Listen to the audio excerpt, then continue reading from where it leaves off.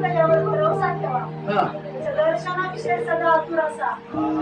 सामर्थ्यावर आपल्याला सामर्थ्यच पाहिजे त्याच्यात. म्हणून तुम्हाला मी सांगत आहे, तुमचं काही ना काही हरवलेलं आहे. मला हरवलेलं आहे. आरोग्य हरवले, लेकरं हरवले. लेकरं घरात आहेत पण पापात आहेत. नवरा घरात आहे पण पापात आहे.